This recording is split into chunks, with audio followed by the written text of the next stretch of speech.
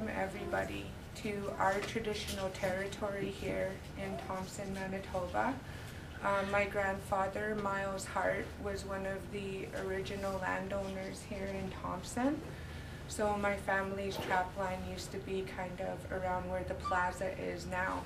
So I just wanted to welcome everybody to our traditional territory, and really happy that everybody was able to make it out here today to this event. For me, one of the main messages for this event this weekend is one about building relationships. Just like when we did that event on January 28th on my grandfather's bridge, it's about building relationships at the grassroots level, at our leadership level, and at all levels of leadership.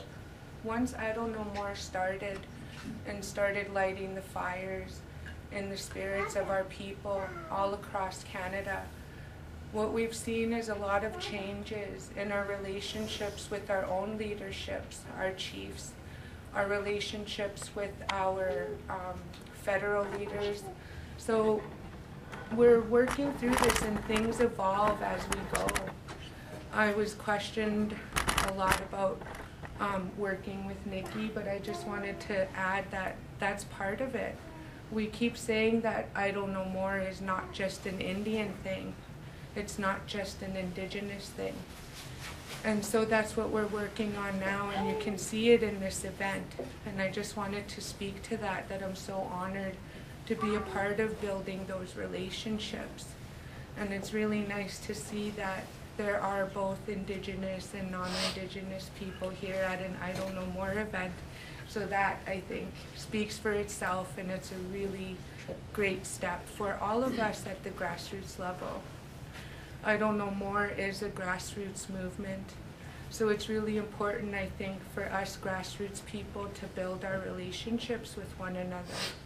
So again, I'm really honored to welcome everybody. From the beginning, I felt very strongly that the Idle No More movement is really one of the best things that can happen, not just to our region, but to our country. I was proud to express solidarity with the movement right from the get-go and recognize the tremendous leadership and courage that people were showing when it came to whether it was the rallies or the flash mob round dances or the protests or the calls to the Prime Minister directly. But I also saw what it meant for our region. I saw the way it engaged young people, and the way leaders like Lisa and Clint had so many other people join them and say, you know, enough is enough, and we need to build a better way of doing things, and we need to call on the federal government to take leadership when it comes to respecting First Nations people, when it comes to respecting Aboriginal people. And the impact it had on our communities, whether it was here in Thompson, I remember, or it was Pasquat Cree Nation, the PA. I remember getting pictures from Lac Brochet, from Churchill, from communities all over, from Pucketawagan. It was so empowering to see the way people were coming out, and I want to especially recognize the young people that were part of this, and I want to recognize as well the women that were part of this. That so many women, and many of you here today, played a key role in giving voice to our communities and giving voice to the issues that Idle No More has been bringing forward. I've also been honored to be able to bring that voice to the House of Commons and to speak for the justice that needs to be served, whether it was speaking directly to the Idle No More movement, or in recent days when it came to things like calling for a national inquiry for missing and murdered Aboriginal women, so many unfortunately who have gone missing or have been murdered from our own region.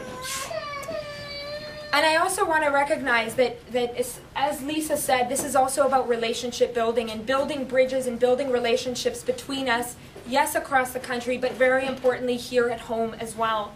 We need to understand what the issues are that Idle No More is bringing forward. We need to understand the role that the federal government is ignoring and being negligent of. We need to understand what is going on in the House of Commons right now that will have a direct impact on treaty rights, a direct impact on Northern and Aboriginal communities, and an impact that's very profound. that knowledge is deep, and it's not always the easiest to come by, because truly under the Harper government, the attack on Aboriginal people and the attack on Northern and Aboriginal communities is extremely intense, as many of you know. But I am so honored that today we have somebody, I think one of the, perhaps the best placed person in the entire country to be able to share with us exactly what is going on at the national level and why it's so important that I Don't Know More continues, that all of us be engaged, whether Indigenous or non-Indigenous, that we be engaged in the movement to seek justice and to call on the federal government to act.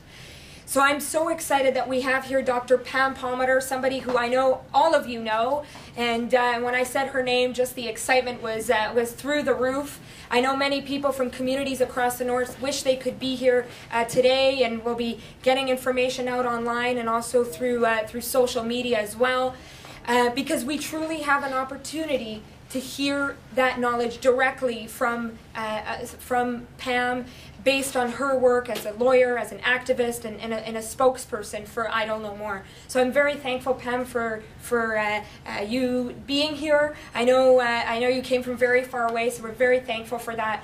And I want to recognize that a good friend and somebody who's also been at the forefront of the I Don't Know More movement, and also the fighting for the issues as well. Chief Arlen Dumas from Matthias Colomb Cree Nation is joining us, and I know many friends, MLA Clarence Peterson, MLA Steve Ashton, Tim Johnson, and I think Don was also going to do the introduction, so I think I might be skipping people. Our school board chair, Alexander Ashton, and so many people from all over the north that are here with us today. This is the beginning of a dialogue. This is not the end. We look forward to continuing to that dialogue. I look forward to continuing that dialogue with all of you for the betterment of the communities in the north, for the First Nations that are at the forefront of this fight. We are with you. Thank you very much, and I'd like to call on Don Sands from the Thompson Neighborhood Renewal Corporation. Thank you, Nikki. Hello, everyone. Thank you very much for joining us here today. When the TNRC was asked to co-host this event, the words of Nelson Mandela immediately come to mind. Education is the most powerful weapon which you can use to change the world. And that's what we're hoping to do here today. Educate ourselves and others so we can change our world. This is an excellent opportunity to learn about how these bills affect all of us and what we can do to protect our land, our water, and our environment. There is a Cree prophecy that states, when all the trees have been cut down, when all the animals have been hunted, when all the waters are polluted, when the air is unsafe to breathe, only then will you discover that you cannot eat money. The other thing we hope to create today is a safe place to teach, share, and discuss the contributions Aboriginal people make to our communities and dispel some of the negative stereotypes that haunt our people. It's an honor to be here today with all of you and to welcome the leaders and elders from our community, region, and nation. I'd like to acknowledge Elder Wilson Hardy, Dr. Pamela Palmater, Chief Arlen Dumas, Mayor Tim Johnson, Niki, Ashton, our local MP, Bryant Beardy from the Youth Aboriginal Council at Artie Parker High School, MLA Steve Ashton, and the MLA from Flin Flon, Clarence Peter, and as well as the chair of the school board, Alexander. So within the cultural priorities of the TNRC, we seek to promote healthy cross-cultural relationships through education, awareness, and community building, with a focus on the Aboriginal people from this region. And one of the initiatives I want to share with you today under the umbrella of our cultural priority is the Thompson Aboriginal Accord. Through our involvement in the Thompson Urban Aboriginal Strategy, we worked in collaboration with the City of Thompson to create the Accord through community involvement and consultation. It's a groundbreaking document that recognizes the role of Aboriginal people in our history and affirms the commitment to strengthen relationships with Aboriginal governments and people, and provides framework for the development of future agreements. I'd like to share with you a few excerpts from the Accord. So the Thompson Aboriginal Accord acknowledges that Thompson lies within the traditional territory of the Nisichiastic Cree Nation. Together we acknowledge and honor our ancestors, traditions, and the spirit of this place that first drew Aboriginal people together. We acknowledge we reside in Treaty 5 territory and together call upon our traditions and spirit to maintain a strong, special, and lasting relationship between the City of Thompson and Aboriginal peoples. We believe that good relationships must be based upon the foundation of the shared values of honesty, respect, mutual sharing, and contribution. These values enhance our community as well as our collective social, spiritual, economic, and physical well-being. They also serve our shared interests and guidelines of accountability, transparency, inclusiveness, responsiveness, and shared stewardship. My purpose in sharing all of this with you today is to highlight the grassroots efforts that are happening locally to work with and heal the relationship between our nations. And for that, I want to thank our leaders and our elders for their vision and perseverance to right what has been wronged and to create communities that are fair and inclusive for everybody. I also want to thank the courageous people of the Idle No More movement for your tireless energy and inspiration. You are raising awareness around these issues to a level that no longer can be ignored. To quote Margaret Mead, "Never doubt that a small group of thoughtful, committed citizens can change the world. Indeed, it's the only thing that ever has." So on that note, I would like to invite Mayor Tim Johnson up to bring greetings on behalf of the City of Thompson.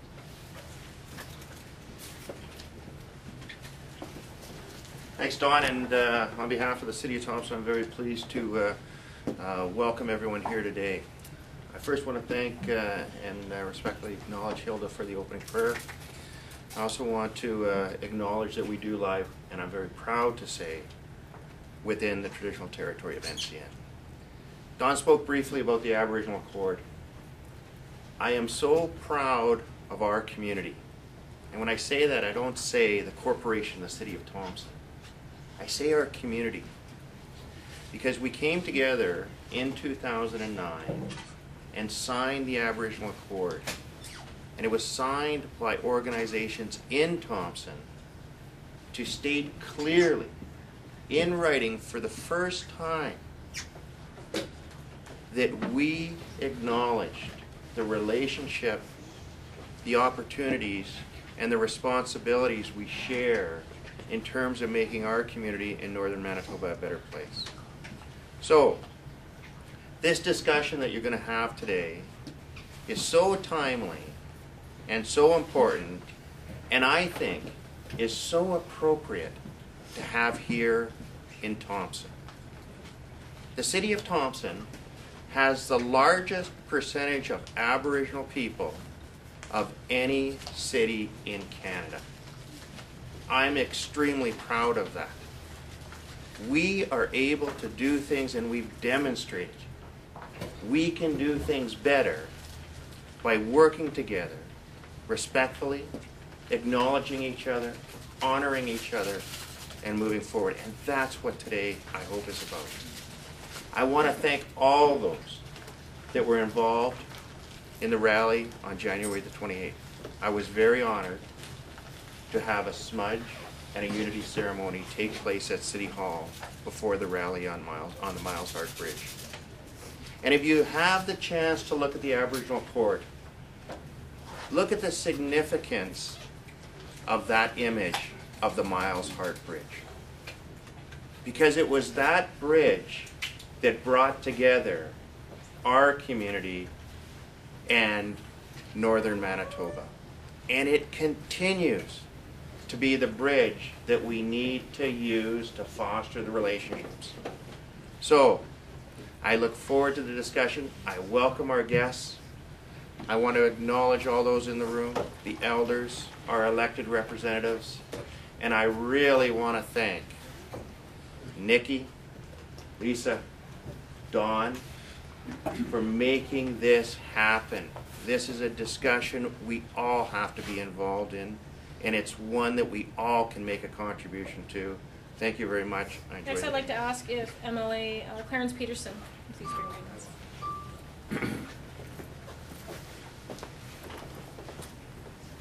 First off, I'd like to thank Niki for giving me this opportunity. I think it's great that we're here together talking and going over issues that are brought up. My constituency is a Flin-Flon constituency, which includes everything from Flin-Flon to Snow Lake to Nelson House, straight up north to Nunavut. So a lot of my communities are Aboriginal communities. And so this is what we're going to talk about, is Idle No More. I want to find out more about it. because it affects my riding, and big time. The mines in Flin Flon, the mine in Snow Lake or Lawler is in my constituency. I have a lot of friends that work there. Arlen had a demonstration there, 2 weeks ago, and it affects. We have to have this discussion. So what I want, idle no more. I think how can you be against idle no more? I mean, I've like say been to all my communities, and yes, there is third world conditions. There's people there that are questioning why after 50, 60 years are we in the same state. I want to acknowledge and thank the elders for coming here. And you know, they can tell you, what is the change? What has our government in Ottawa done? What has our government in the province done? And so we got to work together. And I look up at the sign there, One Nation. Well, yeah, we are one nation, so let's start working together. We've got to be careful. This is very, very important. We've been asleep for a long time. You know, our nice little community in Flin Flon and Snow Lake, and so we've been asleep a little bit. Well, now it's time to wake up. And you know, I've got a lot of people talking. For HP, hope and purpose. That's what we all want.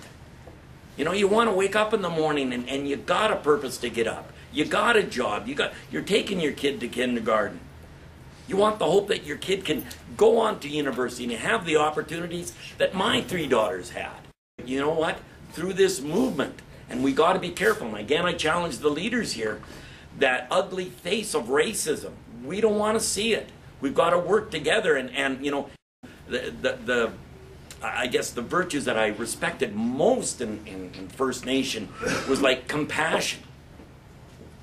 You know, you're always thinking about other people, sharing. I mean, it's unbelievable. You know, but the main thing is patience. You guys have been patient for 60, 70 years, and I want to thank you for that. I really want to thank you. And I don't represent all the white people, but I do want to thank you for that. And I want to work together. That's why my main interest in here is that things go smoothly in my constituency. I don't want to see that ugly face of racism. And it's going to take leaders like Arlen and Pam to work damn hard, because they know what I'm talking about. You know what I'm talking about. And it's racism on both sides too. It's not just one. So I'm here to learn a little bit, but I just want to acknowledge Arlen. Okay, it's a lot. You were a leader, Arlen, and like Martin Luther King, you got to think. You know, this isn't a checkers game. This is chess, and I want you at your finest. And I believe in your out. What do you want? I want to find out what you want. But thanks a lot. Thanks for asking me to speak up here. Thanks a lot. Next, I'd like to ask MLA Steve Ashton to come and bring greetings.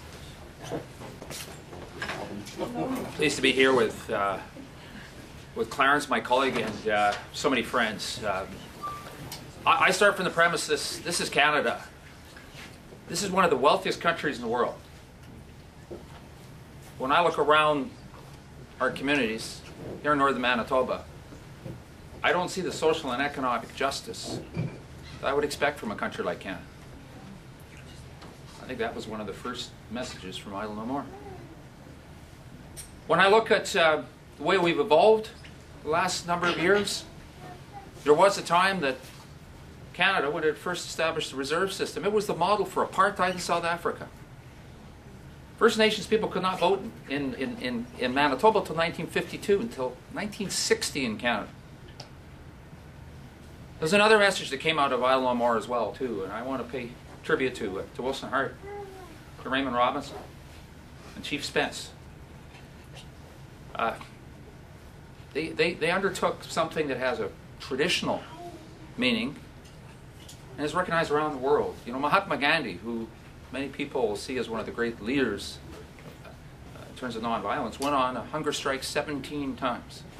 But you know what? Even then, there were people that said, oh, well, you know, are they really on a hunger strike? How many people in this room could match the courage of Wilson and a Raymond and a Chief Spence?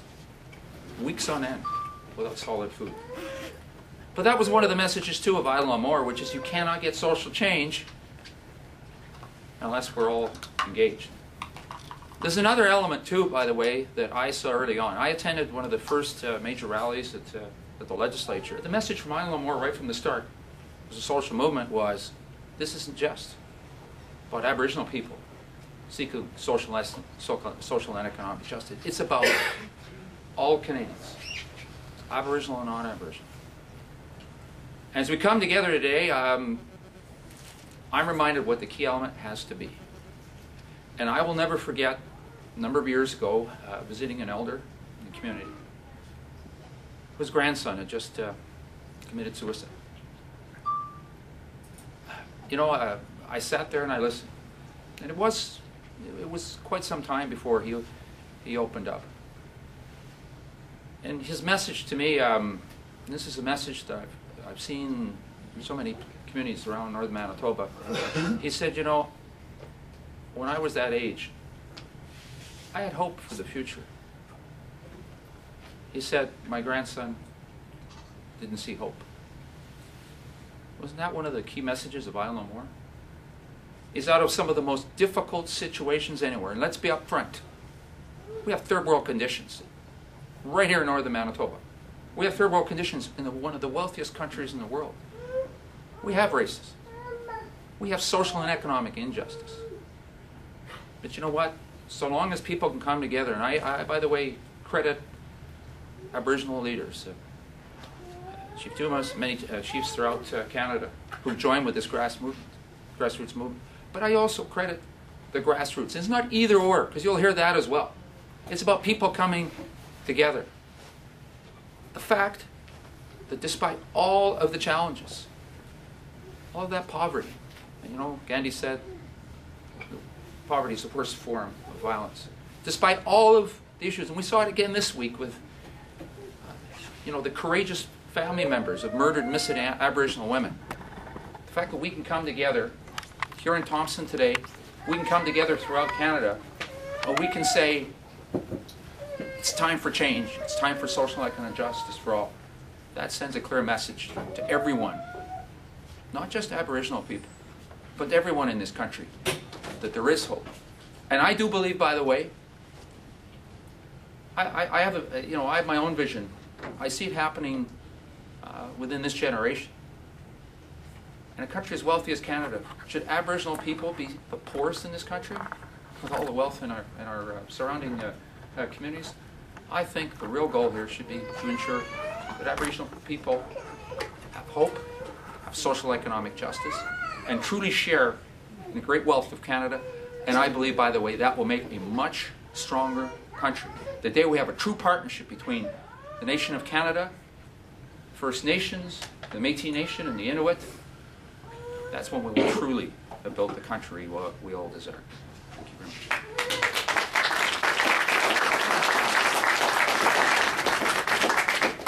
Thank you, Steve. And next we have Brian Beardy from Yak. Hey. Hello, Dance. I'm Brian Beardy Linklater. I'm from the Nisishuarisi Cree Nation. I've been residing here in Thompson, Manitoba for about 7 years now. And I left my community to seek opportunities that weren't available in my home community. So I came to Thompson to get better education and to live equal to other people. I'm the president of the Youth Aboriginal Council at my high school, and that's the local high school here, Artie Parker. And what my group promotes is, well, my school, the population of Aboriginal people in my school has gone up to 65%, I believe. And what we like to promote is our culture, that with every event that happens in our school and in our community, that we have an Aboriginal perspective to it, so that we are embracing it and that we are keeping our traditions very well there. We're here today because of the Idle No More movement, and it is a powerful movement that validates us as Aboriginal people and as well as One Nation. We are here because for a long time, a lot of people didn't know that, didn't know much about our people and the fact that we were even here on this earth, and we've been here for so long, and it's just now that we are making ourselves aware, that people are aware of us as Aboriginal people and Indigenous. We're stepping up together as One Nation, basically, working together to step up and to promote this movement and to speak up about the issues that are going on in our country with the federal government. If we don't step up and take our rights, fight for our rights, we also lose our land, and losing our lands means we lose ourselves as Aboriginal people. We won't have much of an identity because our homelands are at jeopardy. And what that means for us as well, we don't have our lands, we don't have our sacred way of life, and it's really unfortunate. You know, there's such cultures around the world that are rich, and so is ours, but we are on the verge of losing that if we don't start learning to go back to our old ways of life. And as a youth, I think that it affects us even more, because I know a lot of us have been more, for lack of a better term, westernized.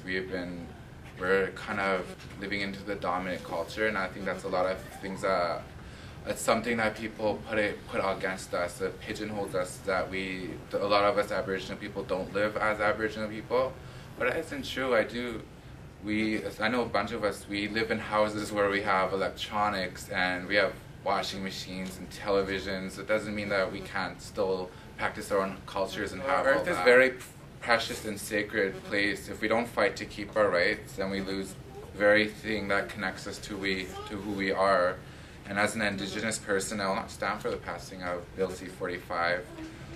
It's our way of life, and we have to preserve it for the future generations to come. And it would be an unfortunate thing if we didn't have that for the people ahead of us, because I know most of the people here today have already lived most of their lifespan, and they've gotten a chance to be out in nature and to hunt, to trap, to fish, and they experience that way of life that a lot of us have not lived. I've done quite a bit of that, and I think it's really humbling when I go out with my uncles, go trap line, to go fishing, and it's really quite an experience. And with the passing of these bills, it gives the right to go onto our territory, to take away our territory, to diminish our lands, and we won't have those things. Those are just simple things that those are really small things that just connect us to our culture.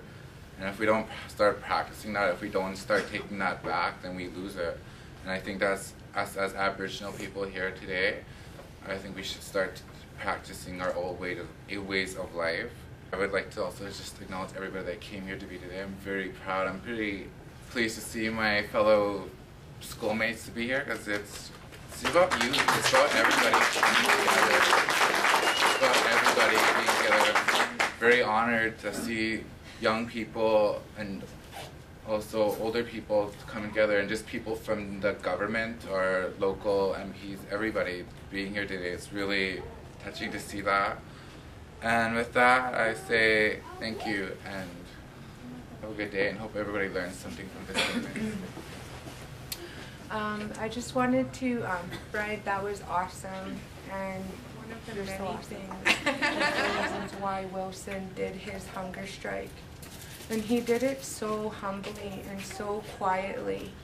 He started out with not a lot of support, like a lot of us do when we speak up and when we take actions. It's a scary thing to do. You don't know if people are going to support you in what you're trying to stand up for. But what happened was the grassroots community stepped up and started supporting Wilson, because we knew that what he was doing was from his heart, for his family, for our future generations. I'd also like to acknowledge that Wilson Hardy comes from the line of hereditary chiefs in our community of the Sichuasi Cree Nation. That he represents that traditional leadership of our territories before this new leadership was imposed upon us. He comes from that line. And what he did really speaks about that traditional leadership, that standing for your people and speaking for your people. I think that is true leadership.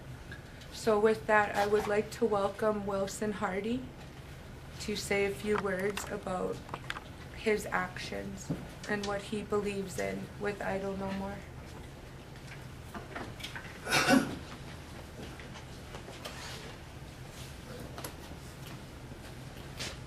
Yeah, That's it, Nila Wilson to stay as on Kasipikas Kamari Mao. Thank you for this opportunity, Wilson.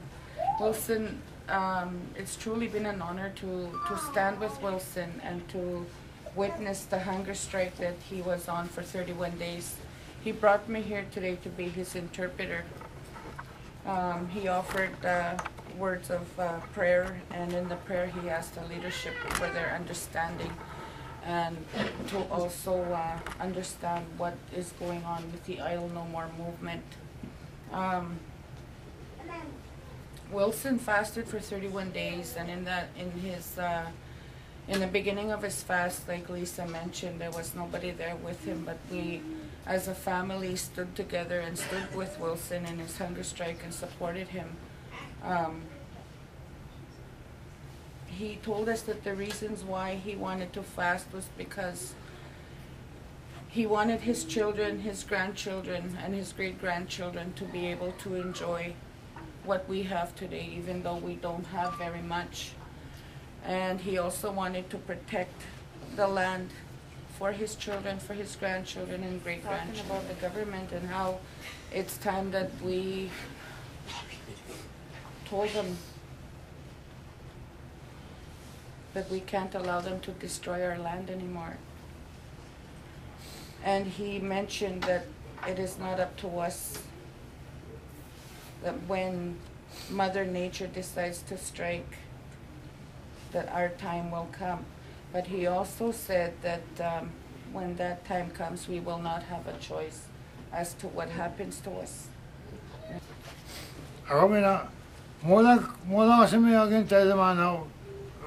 Gemein, dann schauen Sie da. Quasi ging Gotau in ist da, quasi gipiges Knamak. Ayo, da ist Matio, ja, come der gagi bis Kiskenamait nicht das geht. Ist man geht zur Schule in. Man was geht zu da in die Schule an. Wilson was just mentioning that his father had left him teachings that taught him how to live off the land, and he also mentioned that he didn't go to school when he was younger, but the little education that he did go through was very difficult.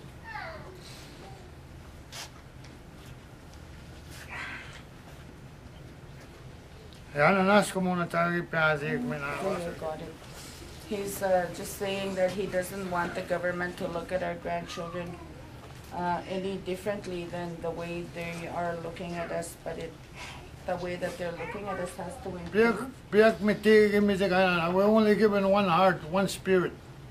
Let's use it. Just use it, you know. Let's don't hate each other, you know. What hate comes, you know, doesn't go anywhere. You know, it's the government that's spoiling everything in our lives, you know. You know, what money can do in this world, you know, can't do nothing in the spirit world, you know. You know, you won't, the dollar bills, you know, you can do anything with dollars, but, you know, dollars will be here, but if you bury your loved one, you know, you won't see your loved one again, you know.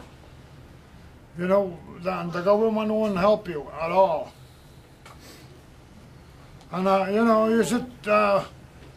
we should fight the government peacefully, not, you know, not yell at him and whatnot, you know. We got workers to help us, you know, the chiefs, like Niki, Ashton and all these guys. You know, we as a nation, we should stand up as a nation, no matter how strong you are, you know, strongest doesn't take any place, but the words in the heart, if it comes out from the heart, you know, you'll stick, the words will stick. But finally, if we do something finally, you know, you'll just, more trouble, you know, there won't be no end to it. No say that, kayo. Igay ko sa tayo no say that, nung mag-iswa at masatwa. He's just saying that we should stand together and show our children what strength we have now, so that they don't have to go through what we're going through.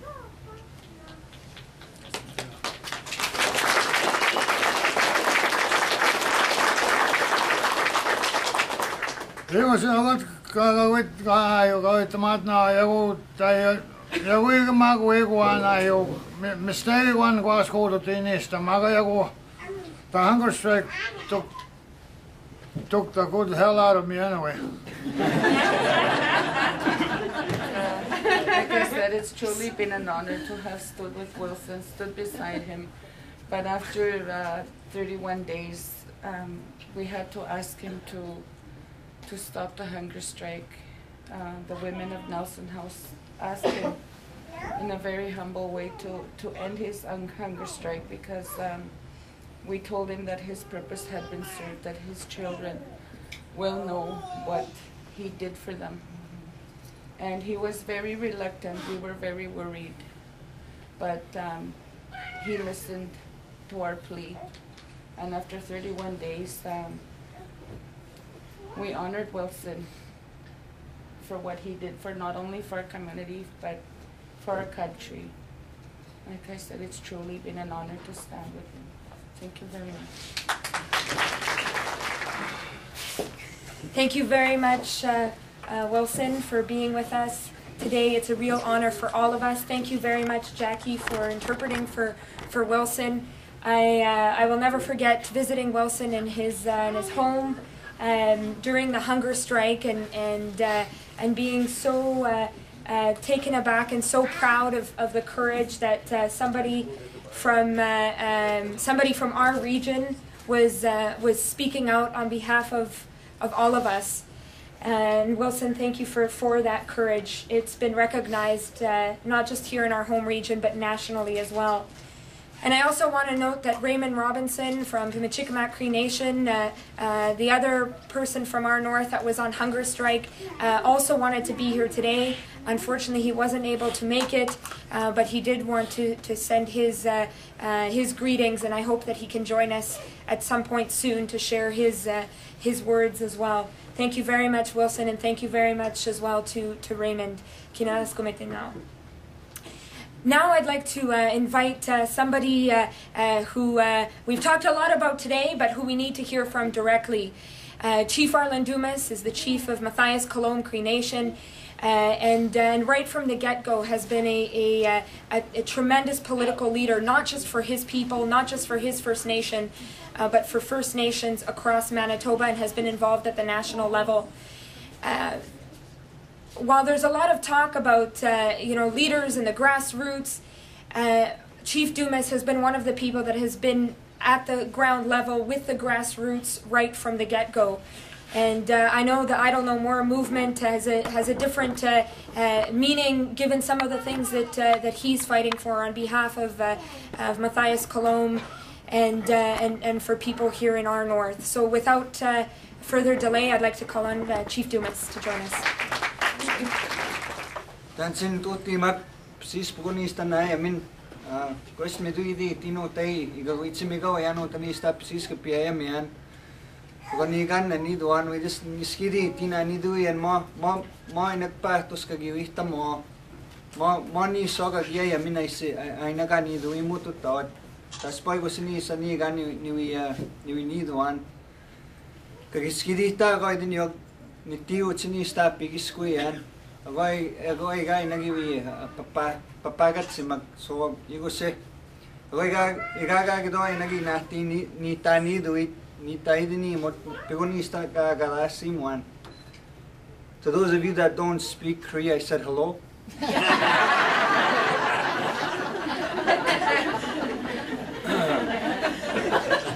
Thank you very much for the opportunity to come here to speak. You know, I'm glad and honored that I was asked to come here. I'm glad to be a part of this opportunity. It is something I feel is very important. I feel that it is important that we send that message strongly to the rest of the country so that people can choose to understand it. I find that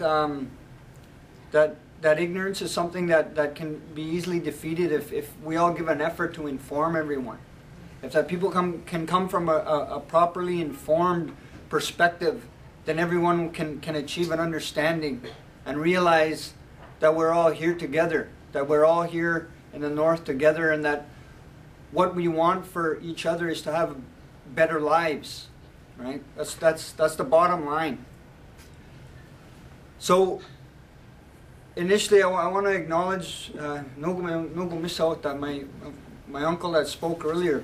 You know, I was asked to go to Ottawa I was one of the chiefs that went to Ottawa, and I was asked to go there to support, you know, Chief Spence and the other hunger strikers, because I believed fundamentally what it was that they were doing was very important, and that I stood by Idle No More and the grassroots movement that were there, trying to push the agenda and the movement forward. So I went there, and I'd like to acknowledge, you know, Grand Chief Nipanak from the Assembly of Manitoba Chiefs, Grand Chief Harper, and Grand Chief Clear Sky, because we as chiefs mandated those individuals to take a very strong stance in Ottawa. Because when we were in Ottawa, we decided that life was more important than a meeting with the Prime Minister. We decided that prior to any political structure, that we would put those people's lives before any of that. And we said, we need to save these people's lives. We need their issues addressed so that we can take them home after we meet with you, Mr. Prime Minister.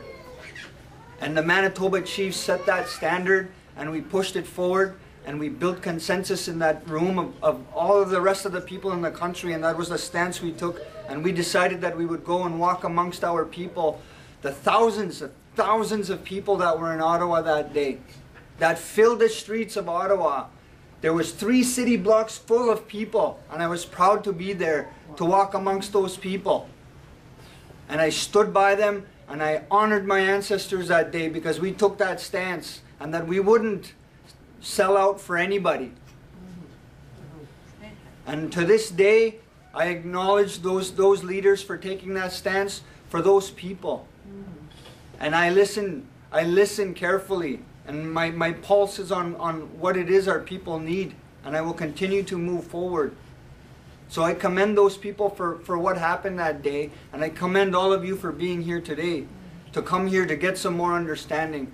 To push away the barriers and the blocks that blind us from realizing that we're all here. And that we're actually unified.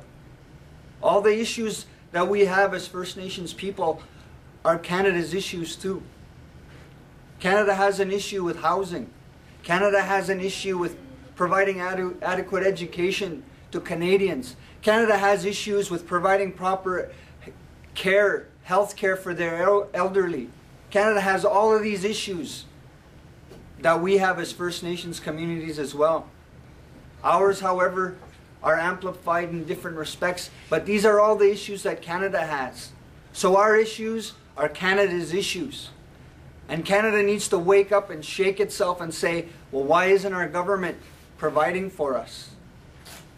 When we were in Ottawa, the reason why we were unable to push the issue the way it needed to be pushed was because the government doesn't care about life. The Governor General was happy to give Chief Teresa Spence a cup of soup broth at his door and tell her, go back to the river and starve over there. That's what I understood from that action. Stephen Harper was too stubborn and pig-headed when he was given a list of reasonable demands to say, listen, you need to listen to these people. Help us save these people's lives so we can take them home like champions. The hubris, the stupidity.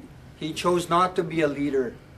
He chose to come from whoever else's agenda and not preserve those lives of those people and the efforts and the opportunity he had to show this country that he was willing to deal with these issues in good faith and move forward and build bridges and not further divide us all. So when we come here today, we have to be reminded, please, remember what built this country. Remember what built Thompson. Remember what built Manitoba. A generation and a half ago, when my grandmother Rosie Colomb was born, she passed away 2 years ago.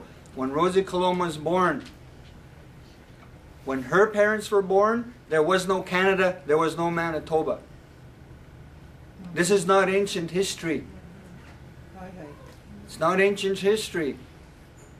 So within that lifetime, what was done in order to build this country, to build this province, to build these municipalities, to build what we have today? So I encourage everyone, get out of your comfort zones. Get out of your comfort zones and please understand. Seek the knowledge that is there, that is readily available, and truly understand, why are there third world conditions in Manitoba? Why are there? Within 40 miles of my community, within 27 kilometers of my community is one of the massive gold deposits in this country. And if I was to allow the status quo to continue on, there will still be third world conditions in my community. Why is that? Right? Why are my relatives in Nelson House, after all the beautiful development of Thompson, unable to achieve a certain standard? After all these years, follow the money. Where does it go? Where does the money go? Where does Vale Inco take our money? They carve off a sliver to the federal government. They carve off a sliver to the provincial government. Where does our mutual wealth go in this country when we can't look after our elders, when we can't educate our children, when we can't give ourselves proper health care? Where does it go? It doesn't stay in Canada. So why were we idle? I ask myself, and that's why I came here today. Why were we idle? The only reason why we were idle is because, unfortunately, we're doomed to repeat. History is doomed to repeat itself. We just have to go back. Someone mentioned earlier, you know, when First Nations people were allowed to vote. Somebody mentioned earlier when we were allowed to legally leave our communities. When we were legally allowed to seek legal counsel. When we were able to start participating in this country. It's not ancient history. It's not even a generation ago. It's decades ago. So why were we idle? Because we agreed we will help you build this country as long as we respect each other. We will agree to allow people to come into our territories, and we will be partners, and we will move forward, and we will not fight with each other. And it happened, it went, it worked. But every once in a while we tend to lose sight of that. People tend to get a little too comfortable and have too much ignorance or a lack of understanding of certain things, and start to decide that, well, I'm such a hard-working person here in Thompson. What are all those people doing in Nelson House and Thicket Portage and wherever they are? And I'm out here working. Well, you're allowed to work because they agreed to stay where they were. You're allowed to be where you are because all those people agreed, because someone told them, we are working for your best interest. So, that is why we were idle. In 1982, this country was brought to its knees because people were going to take advantage of certain situations or perceived lack of understanding. That was corrected. As I said earlier, history is doomed to repeat itself. Again, the current government of the day is forgetting that there are partners in this country. And luckily they're forgetting that they represent the people of this country too, and not industry. And we have to remember that we are allies as we move forward, and that we have to shake people out of their comfort zones, regardless if they want to or not. It is our obligation. It is our obligation as people in this room that we challenge everyone to become better informed and better educated. How can we have such long waiting lists in our hospitals? How can we have all of these issues that all of our communities endure in this day and age? Hud Bay has bragged on their web pages. Go Google their web page today when you go home after this meeting. They've harvested $168 billion worth of natural resources from the Matthias Colomb ancestral lands since 1916 to today. So you translate that into actually processed material. What is the value of that? All of their mines, 26 mines in that period. What have they given us? Where's their legacy to my community? Where's the school? Where's the pool? Where's the health center? How can that be? So I take a look at the town of Flin Flon. What is their legacy in that town? What is it? There's an area called Phantom Lake. It's beautiful. It's got lakes and ponds, and there's play structures, and it's like a Norman Rockwell painting. And I guess back in the 50s, it was one of the most happening places to be. The company people would take their children there, and they would set up, and they would let the kids play in Phantom Lake. So a few of my friends a couple of years ago said, you know what, that's kind of getting derelict, people aren't using, let's volunteer. Let's volunteer so we can go and use this play structure, so the people of, the children of Flin Flon can benefit from it. As soon as they started to do it, they were told, get off of our property. Private property, get off. And I don't know enough about Valley Inco. What's their legacy in this area? You know? What is their legacy in Thompson? What have they done for us, for our communities? When you think about the amount of money they've made over the years. So we're not going to be idle anymore. We will not be idle anymore. We demand change. We have to remember the issue is sovereignty. The issue is ownership. Those are the issues. And those are the issues we need to push forward, and we need to come to a new understanding and in a new way to move forward. So thank you very much for your time. I'm glad that you were able to come here today. I encourage everyone we need to do our part to inform everyone and become better educated in different respects. And keep in mind that everybody has an agenda, even me. But just one quick thing, you know, when I spoke about 1982, you know, the constitutional talks and all the stuff that happened, see, people tend to forget the role of our leadership. I don't get into the Indian Act system, I don't get into the hereditary system. In my language, I'm Oniga Anyu. Oniga Anyu. I am the leader. I am not a boss. I'm not a band manager. I'm not a director. I am the leader. And that is how I see myself. And I come from a family of leaders as well. So in 1982, when the leaders of that day, who were cast off as obscure people, who nobody had to pay any mind or any attention to, got up and shook people out of their apathy and reminded them who they were and actually halted things in this country. A form of appeasement went on during that time. Oh, you know, we got to listen to these people all of a sudden. They're a force to contend with. We have to listen to them. What do they want? Oh, they want better education for their communities. Well, let's develop an education position for them. Oh, they want better services for themselves. Well, let's look after let's give them an opportunity to look after their health care, and so on and so on. So there was this form of appeasement, but at the same time, that's when the government of the day said, we need to start making those people look bad so that nobody will follow them anymore. So people will argue with them, so people won't give them the credit that they deserve. That's right.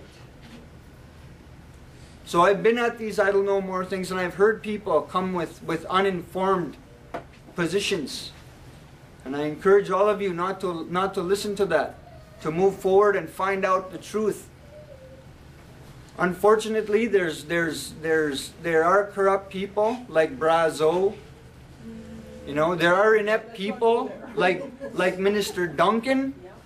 You know, those people exist. There's people that manipulate systems, like all the 3 or 4 senators that have just been besmirched and disgraced in the media. Those people are everywhere, right? But who are the true leaders? Who are the true leaders? And what is their role?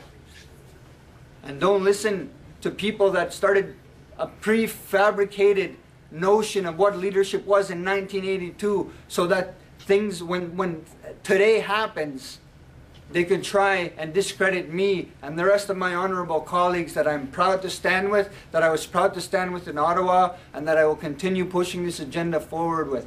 So, thank you very much. It was it.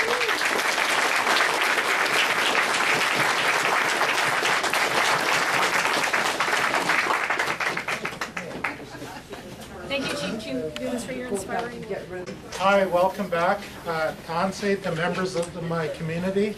I'm Clint Soto, and I've lived in Thompson now for 11 years, and I love my community.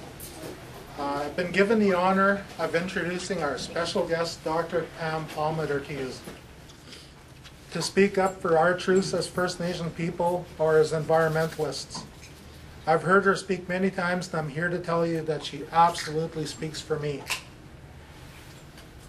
When I was growing up, I used to say, word on the street. So that's where this is coming up from. So word on Facebook is, Pam has been embraced by communities coast to coast to coast. She has been honored in every community she's visited. And just really quickly on a personal note, my wish for my community is to have unity. No matter what our color or gender, orientation, or socioeconomic status or age, my wish is for us to have one vision, and a strong vision, clear vision, of living in a healthy community, in a healthy environment. A vision that is so strong that we can't get sidetracked or distracted or diverted by small minds and small thinking. So today I am actually feeling hopeful that Pam can help us to gain that collective vision. So members of my community, please join me in giving a warm Northern Manitoba welcome. Like that's so embarrassing, Mom. But thank you for that introduction. I'm honored to be here on Nelson Cree Nation territory, and the territory that's shared with all of our treaty partners. Chief Dumas, thank you for bringing me here, and Niki and all of the organizers, thank you for this. I have a pretty tough job of trying to make legislation really interesting. And for any of you who don't know a lot about the Idle No More movement, part of the reason why it came about is actually because of the legislation, the whole suite of legislation that Harper's trying to impose on both First Nations and Canadians without consulting with them, getting their consent, or even talking to them or having any venue for them to exercise their voices. And so Idle No More and what I'm about to present to you today really impacts all of us. Even if you see the words First Nation in the legislation, it's impacting all of us to a significant degree. And I consider it an imminent threat. And obviously grassroots people across the country consider it an imminent threat, or we wouldn't have mobilized Idle No More literally overnight. That's not to say that we haven't had Indigenous movements all across the country, because we have.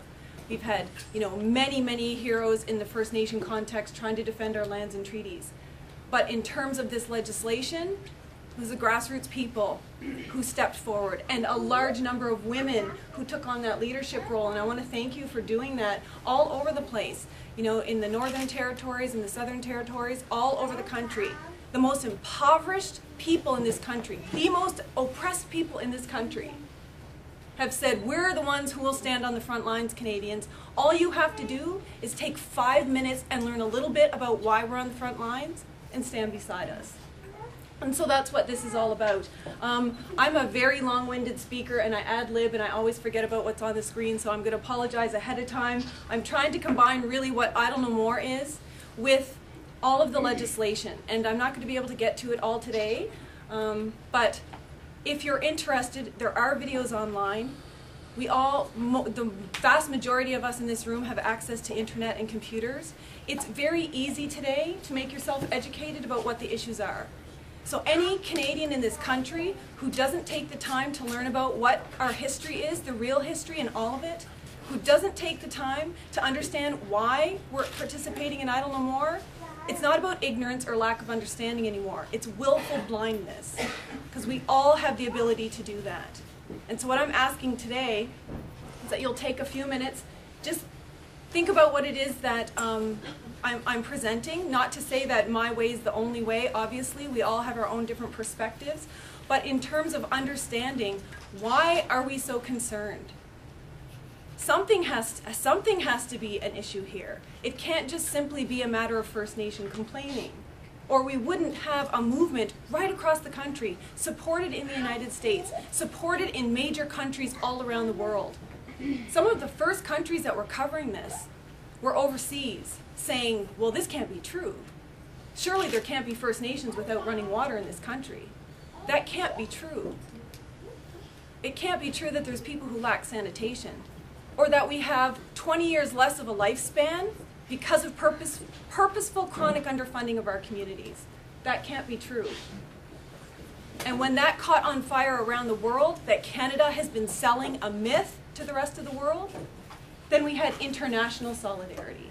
And then Canada eventually caught up and the media started focusing on it. So I think it's really important that we pay attention to this movement, because it is a grassroots movement. But the fact that it's a grassroots movement doesn't mean that the First Nations leaders aren't involved. Right? Grassroots is everybody in our communities. It's youth, it's elders, it's community members and leaders. Where do you think the leaders come from? They're chosen from those communities. There's been a lot said to vilify First Nation leaders. None of it has ever been based on fact, except for individual scenarios, which are actually less in First Nations than any municipal, provincial, or Canadian government. Of all governments that have ever existed, right now, the Conservative government has the highest level of scandals. Yet they will point to First Nations leaders and say the cause of all of your poverty, First Nations, is all of these millionaire leaders.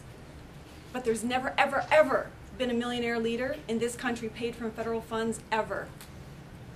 In fact, the average salary of First Nations leaders is $36,000, $10,000 less than Canadians. Municipal librarians make upwards of $100,000 or more, six-figure salaries.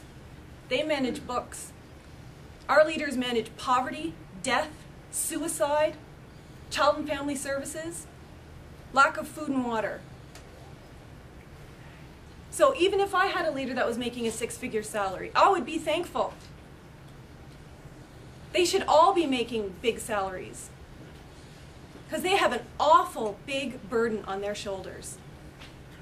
And that burden has been created, just like Chief Dumas said, by the government propaganda, media propaganda, and Canadians not taking the time to understand. So all of this burden has been on individual First Nation leaders' shoulders. They have been trying to defend our rights as individuals. They have been attending these meetings with governments as individuals. What this movement is here to say is that we have your back. You're not alone anymore. And that's how we're going to get this done. Government's not going to look at individual leaders anymore. They're going to be staring in the faces of nations.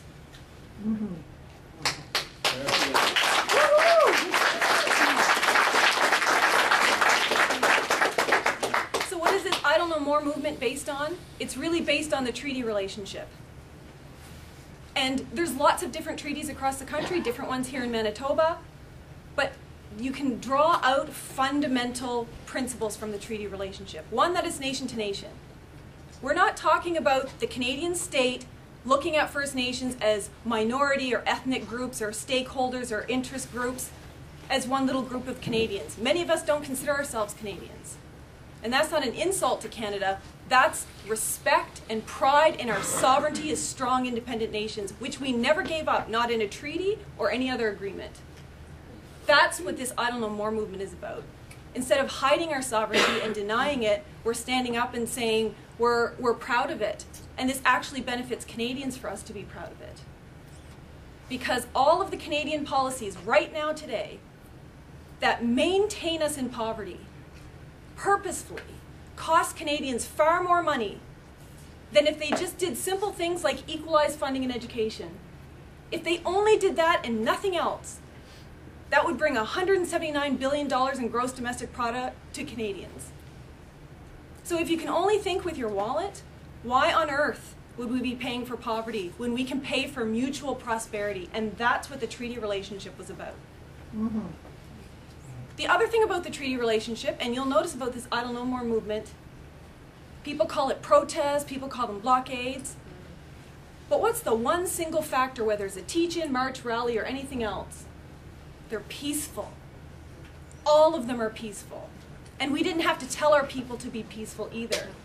Why? Because every single action that we've taken in Idle No More has been grounded in our culture. And our culture has certain protocols around how we act with our treaty partners, what we do when elders are present, what we do when women are present.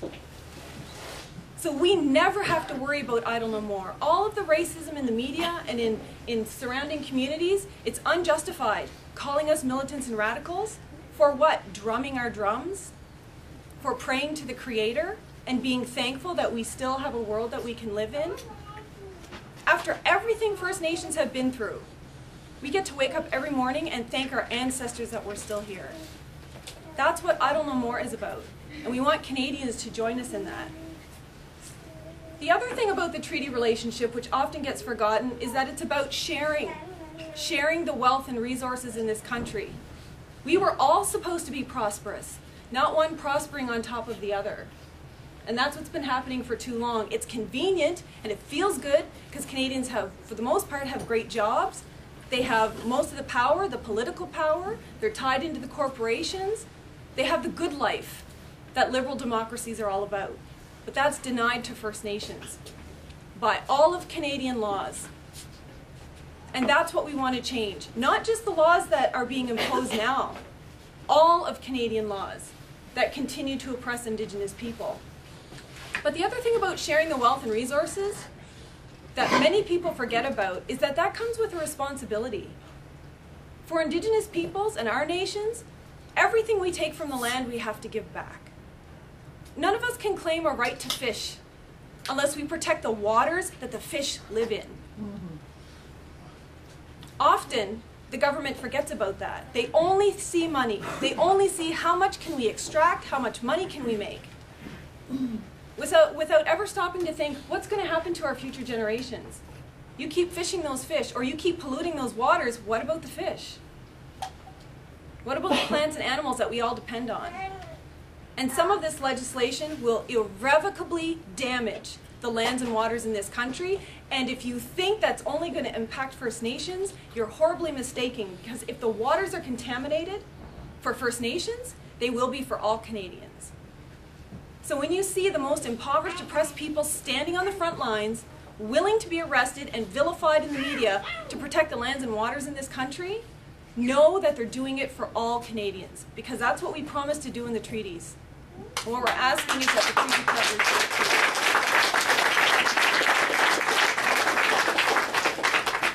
The other thing about this movement, and why I'm presenting on the legislation, is because not just about the lack of education in this country around First Nations issues, but the denial of our actual history, the denial of what's happened, all of those uncomfortable things that we don't want to talk about, because people say, oh, that's just about guilt. It's not about guilt. You cannot correct anything on a go-forward basis or or prevent repeating those same mistakes unless you know what those mistakes were. And you have to have the facts, leaving all the rhetoric out of it.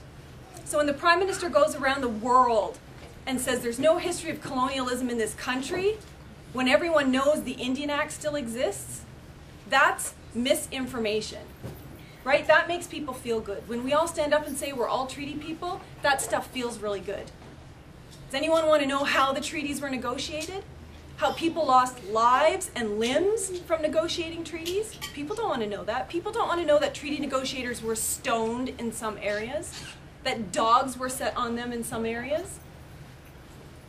People don't want to know that because that stuff doesn't feel good, and people don't know what to do with it. That information is extremely important, or we're never going to go forward. We're going to be in this circle of movement, appeasement, and the relationship is never going to move forward unless we do something about it. Make no mistake, I am biased. Okay, there's going to be subliminal messaging throughout this whole presentation. You're going to leave here feeling anti-Harper. And I'm not apologizing for that. Is that about a clown mask there? Yeah. I don't even think he needs a mask. But anyway, oh, this is being live streamed. Hope he's watching. I'm only standing up here today to talk about the legislation because this is Harper's legislative initiative. It's not First Nations legislative initiative. Didn't come from the Minister of Indian Affairs. This is Harper doing this, and we have to react to it. But you will never understand any of the legislation I'm about to present to you unless you understand what their policy objectives are. And my research as a lawyer has been about researching on government record books, on all of the historical books, what is their ultimate objective here? Why do they keep making this legislation that's not in our best interests? Well, they've only ever had two colonial objectives. Two, that's it. One, to access our lands and resources, and two, to reduce financial obligations that they had to First Nations from things like treaties. That's it. It's never changed. Even the time when I worked at Indian Affairs or Justice Canada, those are the same objectives. And you can clearly see in the legislation today, those objectives haven't changed. What's disturbing about those objectives is how the method that they use to accomplish them. By elimination and assimilation.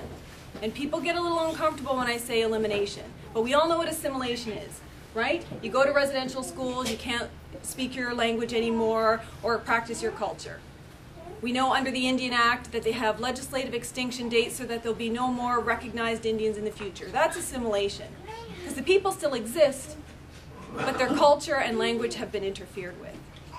Elimination is the stuff Canadians don't like talking about. That's the smallpox blankets given to make sure that we would die a lot quicker than the diseases we're already doing. Scalping laws in my Mi'kmaq territory decimated the Mi'kmaq population by 80%. I'm so thankful that I'm here breathing today to be able to talk about this stuff. The forced sterilizations of Indigenous women that happen from coast to coast without their knowledge and consent, which reduce some of our populations by upwards of 40%, especially in northern communities. The majority of Canadians know nothing about it. People my age wonder why they can't have children. They went in with a stomach ache and came out sterilized. Those are elimination policies. And until we address the heart of the problem with all of this legislation and Indian policy in this country, we have no hope of going forward. So Canadians have to understand this. Go research it. There's a billion publications where you can get actual archival evidence about all of this stuff. And this isn't just rhetoric. This isn't just propaganda. I'm not just paranoid that the federal government's trying to get rid of us.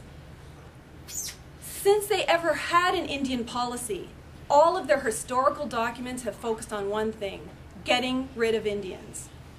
So it's no surprise that they made it illegal for us to leave reserves. It's no surprise that we have been locked out of our economic potential for decades. The federal blockade against First Nations participating in our own economies has been swift, harsh, aggressive, and comprehensive. Every single law that issues permits, leases, licenses in the control of both provinces and the federal government, which keeps First Nations away from the lands and resources that they own, is what keeps us in poverty. It's not any financial mismanagement spending of a few dollars here and a few dollars there. There is no excuse why Hud Bay can pull out hundreds of billions of dollars in one territory, and that territory doesn't see a cent. No excuse on earth for that. They would spend more on vacations and retreats and CEO executive salaries than they would to build a school in Matthias Colomb Cree Nation. Something has to change. INAC's mandate is one thing. Has anyone ever heard of the mandate of Indian and Northern Affairs Canada?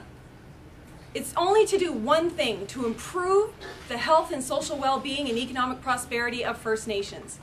And year after year after year, there are 5,000 bureaucrats that get paid over $3 billion with increasing salaries every year, fail First Nations. Any other corporate entity, every single one of them would be fired. I think they should all be fired. Put that $3 billion in our communities for water, education, and housing, and see what a huge difference that would make.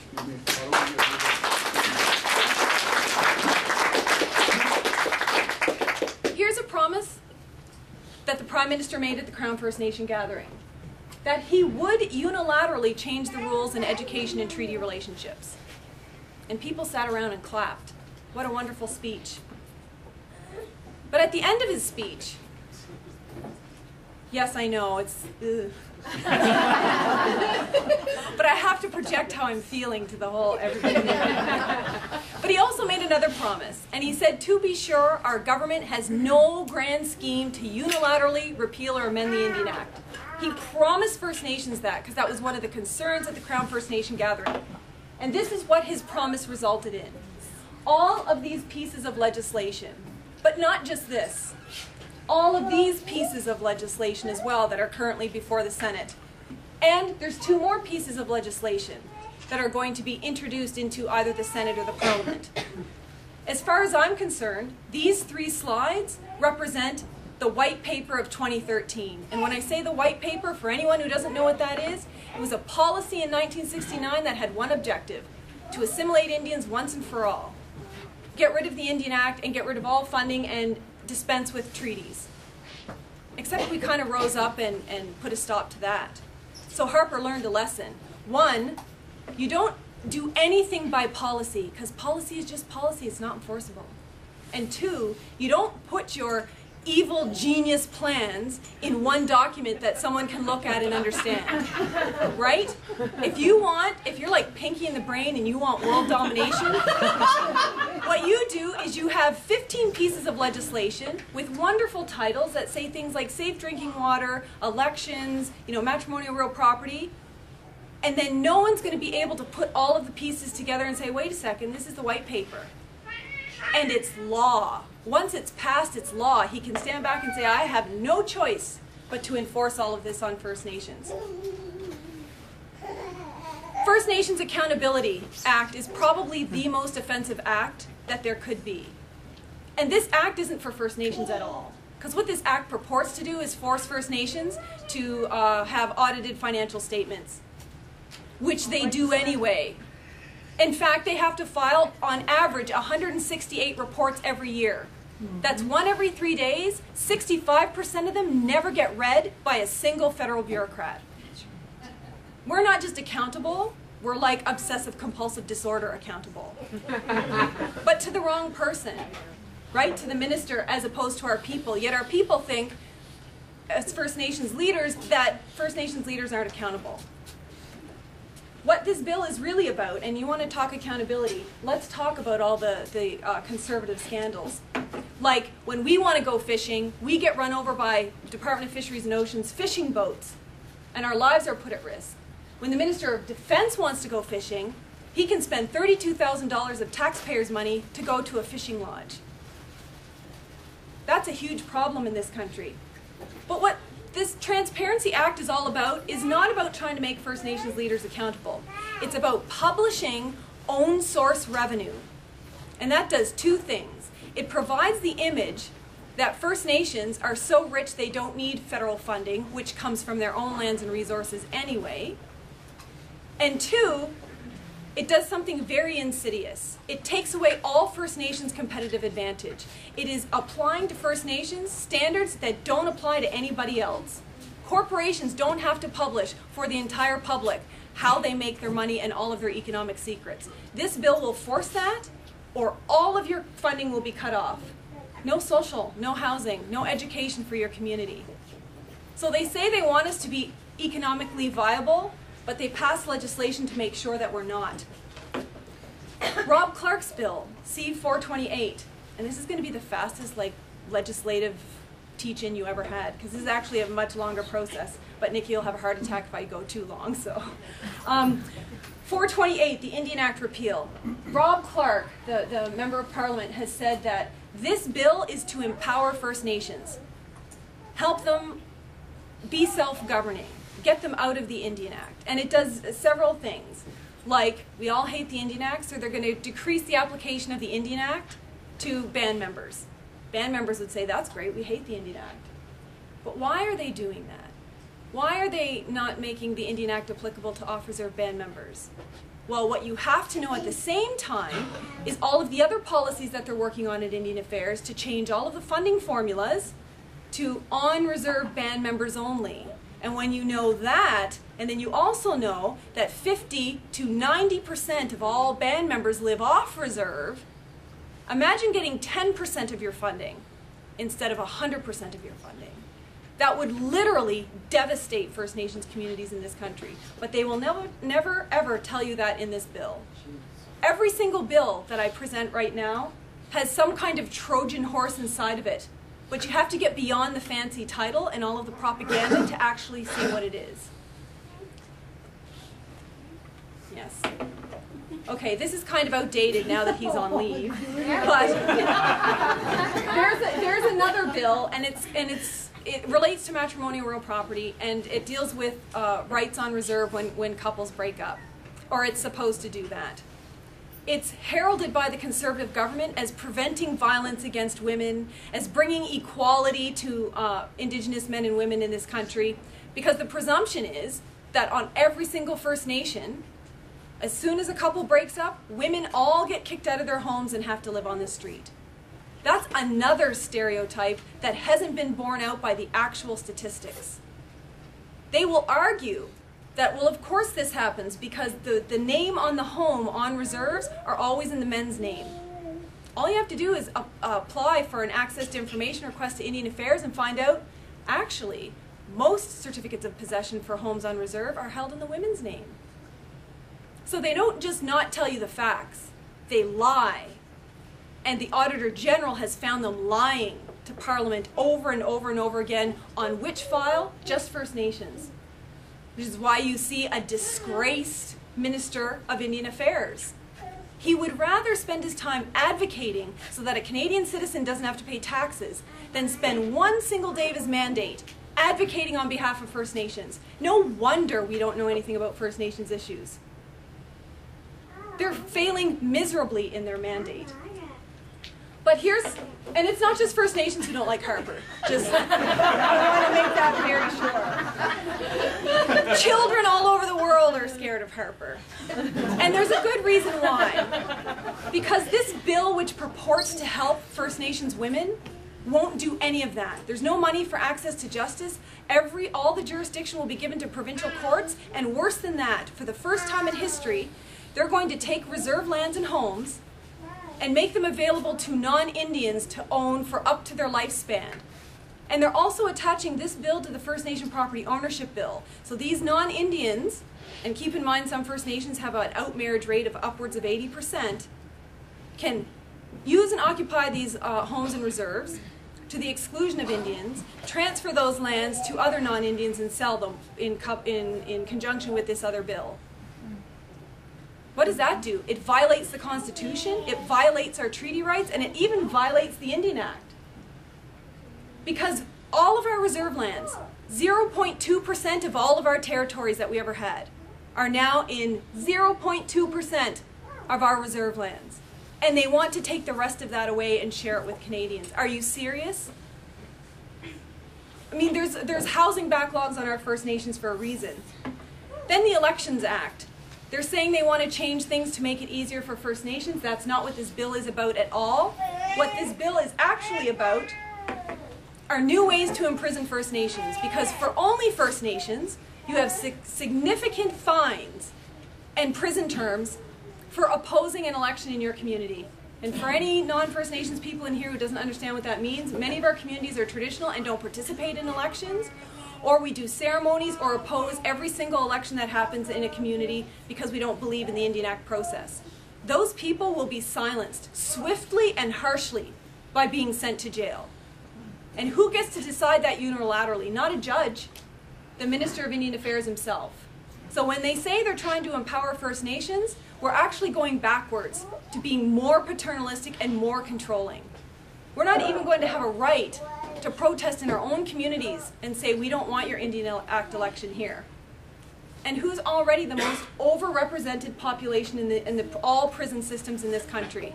Indigenous people, right? Fastest growing prison population, Indigenous women.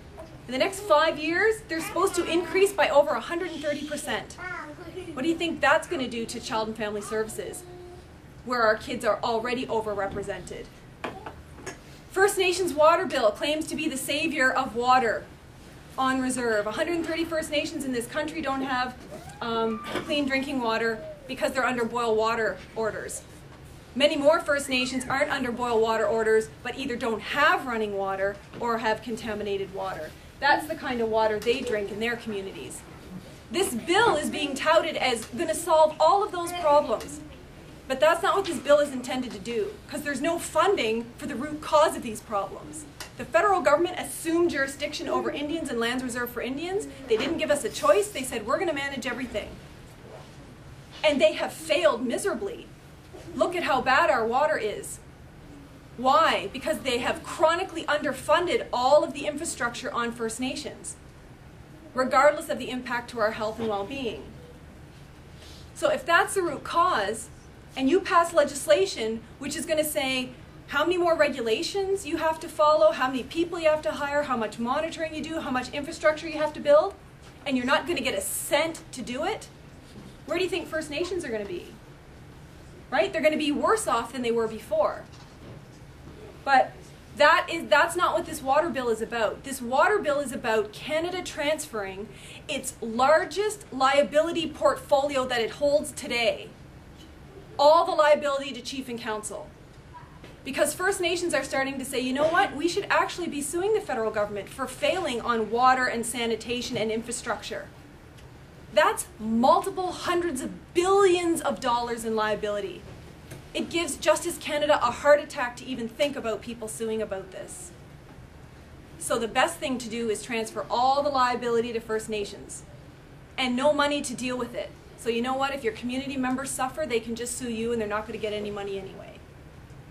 How could we let them off the hook for this? That's what this legislation is about.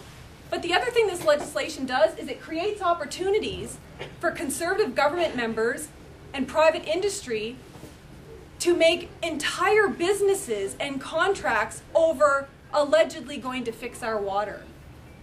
Who's going to get rich if they do provide funding?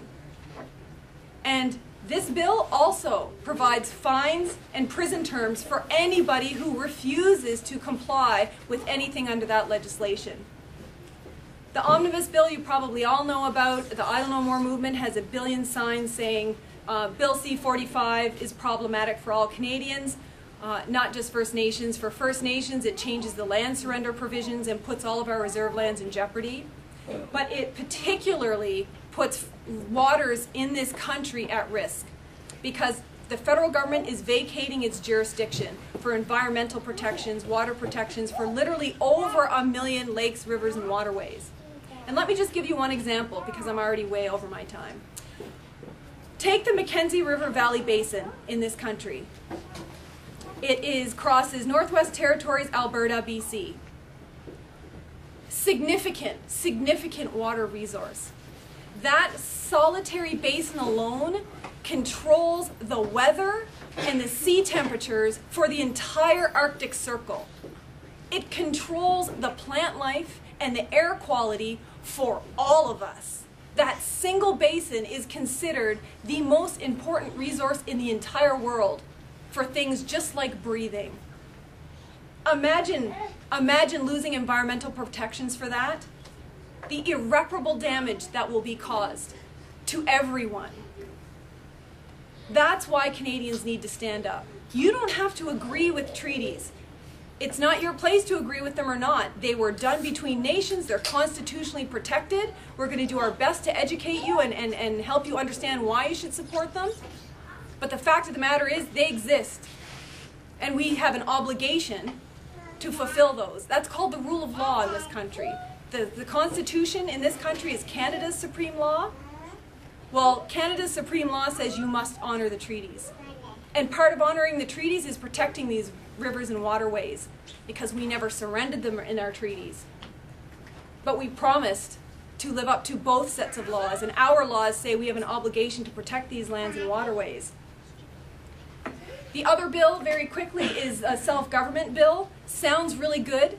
It basically says if you want to qualify for self-government, you have to submit to all of the laws and jurisdictions of the federal government.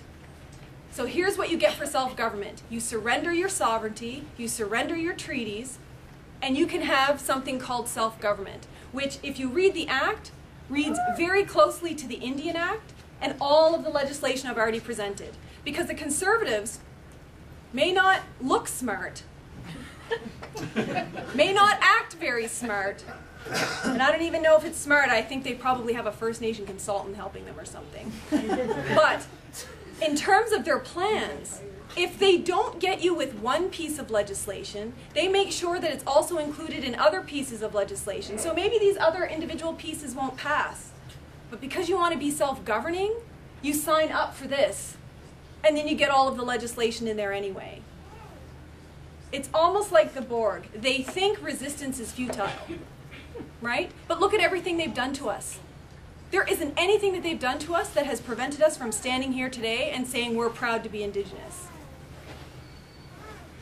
Residential schools, scalping bylaws, sterilizations, and we're still here. And so we're going to oppose all of this because I'm not surrendering my sovereignty for any more beads and trinkets.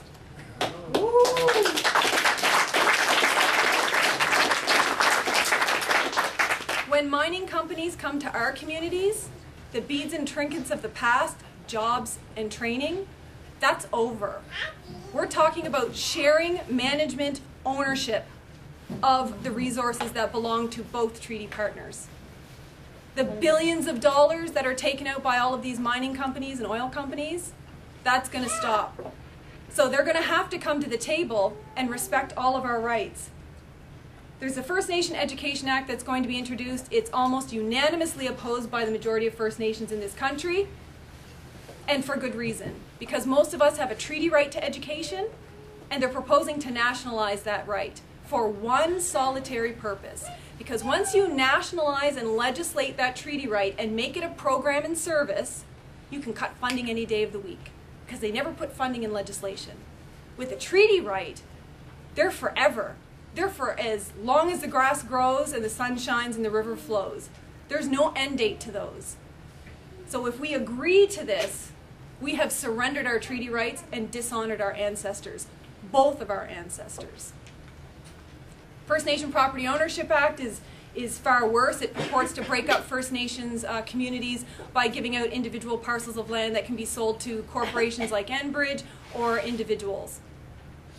It's based almost exclusively on the Dawes Act from the United States. And if you want to know what actually happened in the United States when they put this in place, First Nations lost 2/3 of their lands, reserve lands. 90 million hectares of protected treaty lands, lands that are considered to be untouchable, gone. In 2 generations, over almost 100,000 Indians were made homeless in their own territories, and they never even moved. They promised that it was for our well-being, that it would create wealth on reserves, that this would be the answer to their housing problems. And what happened was, after the first few years, they stopped giving it out to individuals, and they started giving it out to militaries and large corporations and mining companies. So all of this land didn't even go to First Nation individuals. So you know exactly where this First Nation Property Ownership Act is going to go. It'll go to Enbridge, Valley Inco, Hud Bay Company. And we're here to say that's not going to happen, because this may have been the poster in the United States for trying to get rid of Indian lands and First Nations people, but it's not going to be the poster for what happens here in this country. And our ancestors died to protect our territories. Yeah. We have an obligation for the sacrifices they made to make sure that doesn't happen here. And I'm going to skip this, because I'm already too wordy. Here's the difference. Here's what I'm asking you to do, okay? And you can just ignore the gross Grezzo picture. Here's what I'm asking you to do. Stand beside us in solidarity as treaty partners. Don't give 1 minute to thinking that you've learned enough and you can now become our saviors, right? Every time someone has determined in a colonial government or in Canadian society that they know what's best for us, we lose our lives, we lose our rights, and we lose our land. Without fail, there has never been a law, policy, or action taken by someone else on our behalf that hasn't hurt us. These people are not going to determine our future anymore. So when you do learn about all of these issues, stand beside us in solidarity, support us. Don't become saviors and think you know what the solutions are. That's very dangerous to us. This legislation, to me, represents the White Paper 2012. Well, it should be 2013 now. Because in addition to imposing all of this legislation on our communities, what else did they do? They announced massive funding cuts to our political organizations, and for a very particular purpose. So they thought we wouldn't have a voice. Right? Cut off the political organizations at the knees and we won't be able to oppose. But they made a fundamental error. They forgot or never knew that the real power of our nations is in our people.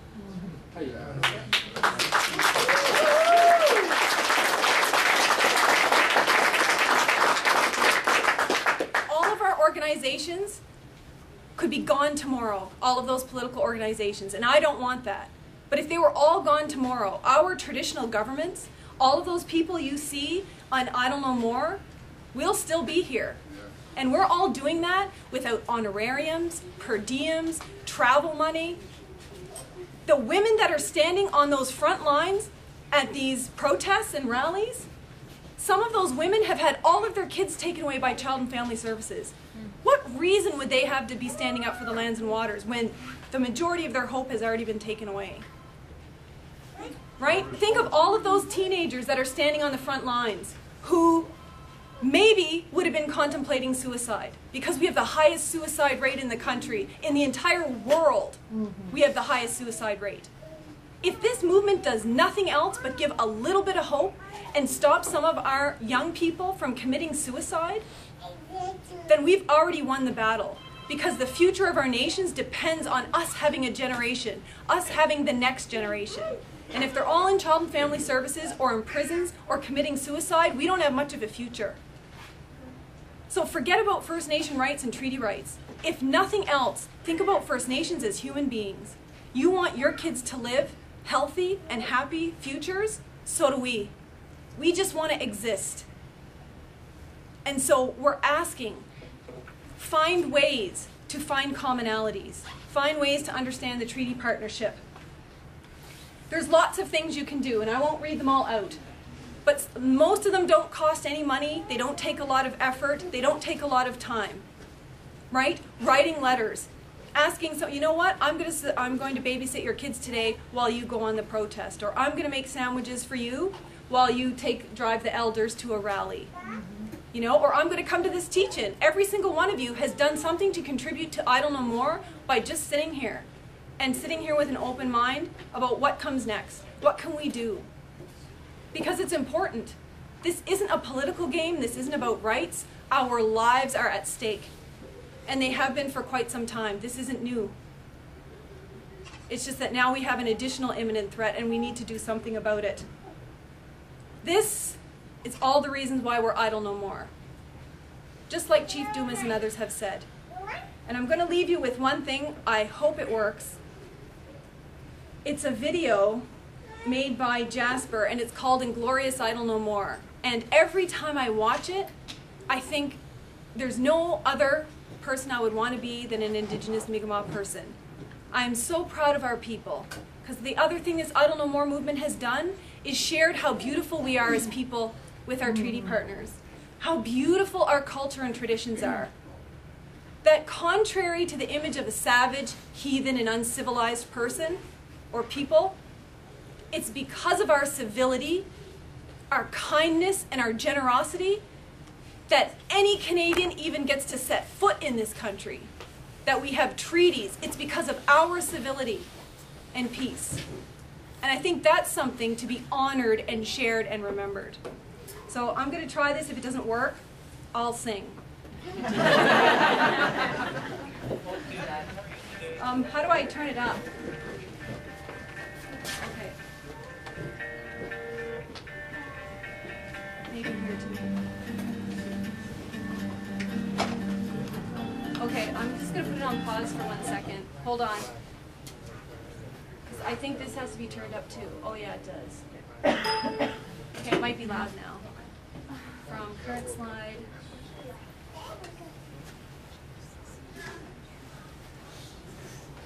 Okay. I stand before you today to offer an apology.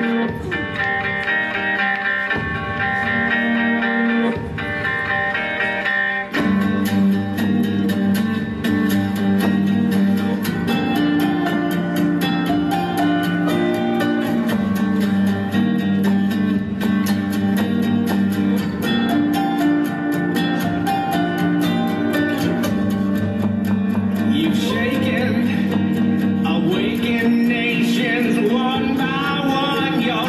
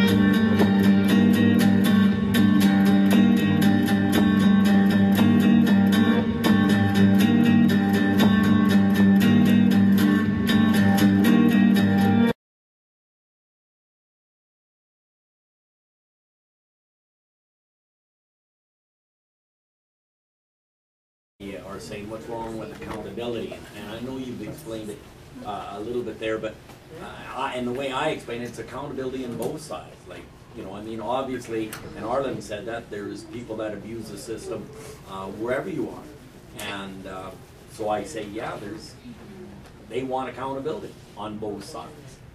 What's your comment? I think most people can agree that accountability is a good thing, and we all support it, First Nations leaders included. There's going to be individual isolated incidences.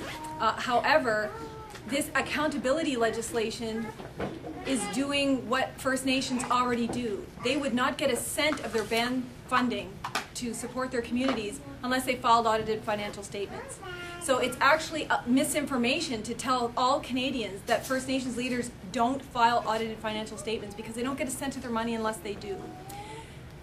There is no accountability problem in what it is that they're passing their legislation around. It's all focused on the business. Now, there's an accountability problem on Canada's side. Canada has some of the largest, most significant political, financial scandals of the developed world. Right? We have scandals going on here today.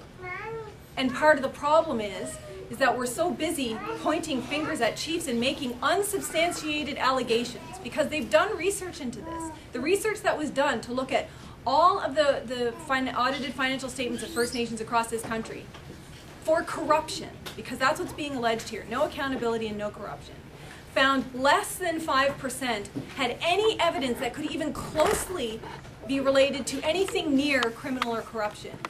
Yet that figure is doubled in Canadian, provincial, and municipal governments here in our country. So if accountability legislation is needed, it's not for First Nations. It's for the province of Manitoba, it's for the Conservative government, and it's for municipalities who use and abuse taxpayers' funding.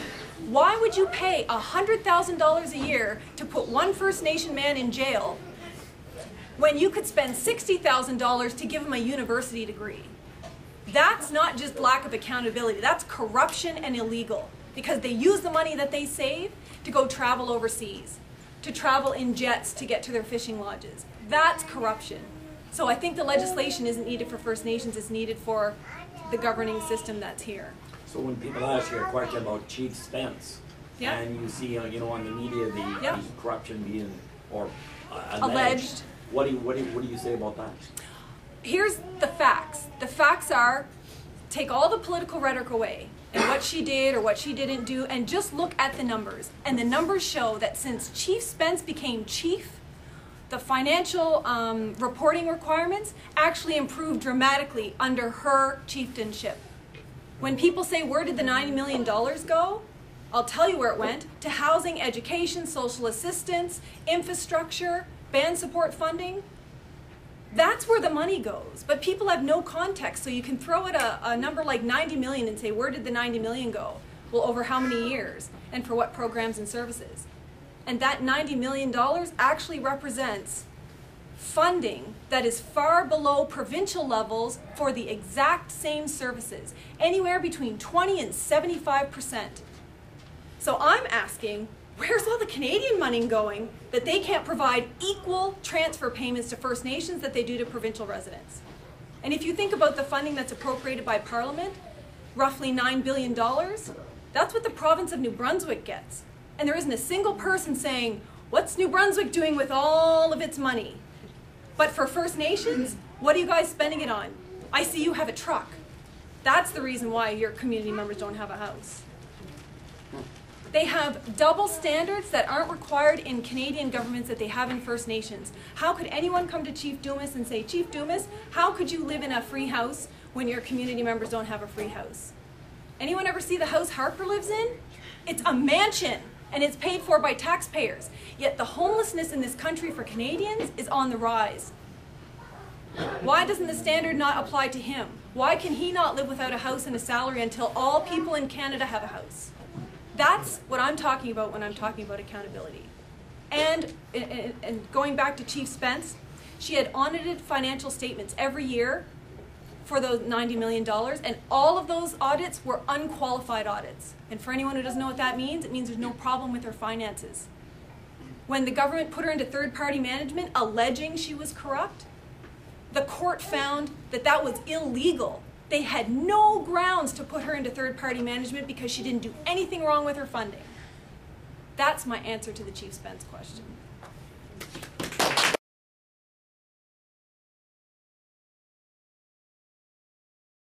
Getting accurate information, and when that whole news feeding frenzy, sorry, newspaper editor, you didn't engage in that, I don't think, came out about the monies that Adawapiskat, Adawapiskat received, and that big audit. Yeah. All of our national media outlets, as far as I was able to determine, misrepresented what it was and did nothing to provide background or clarity. Exactly. And one of my major concerns, and I think it should be a concern for everybody, is knowing how to get accurate information and disseminate it. And plus, how to assess what's accurate. Yeah. I mean, when Chief Spence started her hunger strike, Oliver, what's his name? Cliff Oliver from CTV? Craig Oliver? Craig Oliver, CTV. I have never heard such vile foaming at the mouth. We should get better than that. Yeah. Really good points, because I've given you a really hard job. I've said go learn about First Nations issues, and you have a daunting task. It's overwhelming because it's all of the issues, especially if you don't have a background in the midst of media propaganda. How do you know what to look at and what you don't? Most people tell me it's overwhelming. And it seems unfair that I'm asking you to do this. But think about it this way. It seems overwhelming to have to learn all this stuff and figure it all out. Imagine how overwhelming it is for First Nations to live it every single day, and that we're constantly being required to educate everybody else. Well, you tell me why I should do this, and you tell me why your treaty rights are still protected, and you tell me, and we're constantly having to do that. So what I'm doing is I'm doing it the best I can, and many of us are trying to educate people as best we can, but I tell my students, just critically assess everything you hear. First of all, don't trust the media. They're not fact-based reporters anymore. And I'm not saying that the media is evil, that there's bad people there. What I'm saying is that in the old days, media used to report facts. And then they would leave it to the viewers or the listeners to come to their own conclusions. Newspapers would have like one opinion article. Today, when you see a political panel on TV, they have all reporters sitting there. So everything you get is opinion today instead of facts, because it's flashier and it causes more drama. But there are sources, and if you don't know, you can ask. So if you think about the kinds of bias that's there, watch APTN once in a while and see what they're reporting on and what they're saying. Engage in social media, Facebook and Twitter, because what we do, people like us on social media, we don't put rhetoric out there. What we do is we attach copies of Auditor General's reports, which say, when Canada testified before Parliament that it increased the housing stock for First Nations by 60%, not only did it not increase by 60%, but they lied to Parliament and decreased the housing stock by 30%.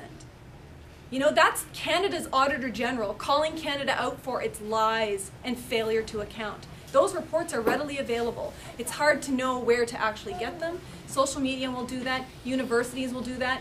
First Nation organizations, contact the Assembly of Manitoba Chiefs. You have a question? Contact them and say, hey, listen, there's all this going on about, Adawapiskat. What's happening? What's the real scoop? They give press releases every day. Monitor websites on all this information. It's all there.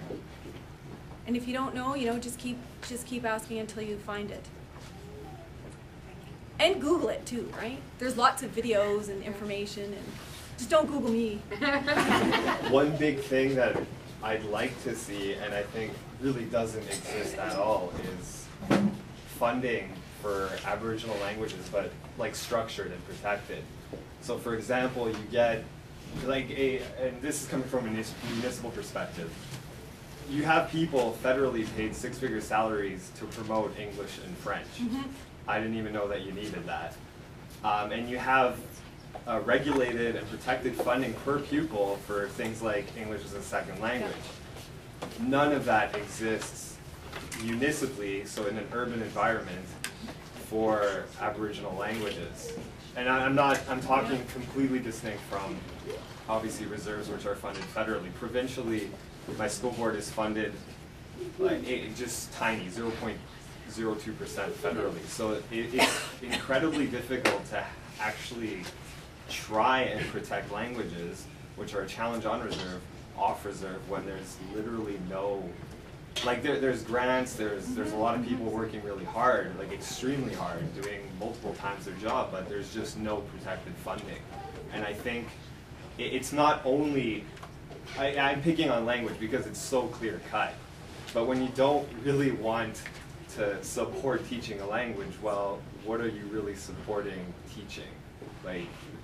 If you fail quite badly in one area, well, that doesn't mean that you get an A+ everywhere else, right? So it's something that and to put it bluntly, we only started having these discussions a couple months ago. To put it bluntly, First Nation languages they're Xeno, they're alien languages. If you look at them legally through Canada, they're not. If you look at it from a legal perspective, they're not Canadian languages. So I guess I would like to know how we can fix that. Well, things like residential schools and chronic underfunding of First Nations has ensured that 57 of the 60 Indigenous languages that do exist in this country are at threat of near extinction, in the immediate future. Only 3 of them are not at risk. But that's not something that's a legacy just of the residential schools days, because there are people who speak our languages and who could teach languages. What happened was when Prime Minister stood up in Parliament and apologized to all Canadians, on behalf of all Canadians, for the atrocities in residential schools, for the loss of languages and culture that happened in residential schools, within a month he cut all the funding for Indigenous languages. Shame. That's a lack of accountability. That's not an apology. That's not moving the relationship forward. Even kids know. What do you do when you apologize? If you do something wrong, you don't just go up to someone and say sorry. What does that mean? It means nothing. You say, I'm sorry, I'm not going to do that again, and here's how I will make amends to you. That's what an apology is. All we got were empty words, and they weren't even freely given. It was because it was forced in a litigation settlement. That's why we still have a problem with Indigenous languages. And it would take a fraction of a % of a mining company's profits to fund Indigenous languages indefinitely. Why don't we do that? Right? That's corporate social responsibility. Not building fake lakes and having fancy retreats. Corporate social responsibility is paying back and being thankful for the wealth that all Canadians in these corporations have because of our dispossession. And it wouldn't inconvenience anyone at all to deal with Indigenous languages. And nor is the provinces stopped from sharing some of the money they get from mining and other resources to contribute to Indigenous languages. They'll argue they don't have jurisdiction, but you don't need jurisdiction to do the right thing. Right? You don't need to legislate it. Thank you very much, Niki.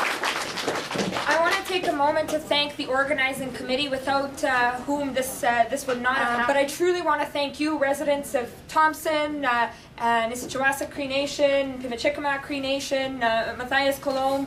I want to thank you for taking the time out to be here. It's up to us to spread the message. I really like Pam's point about standing in solidarity.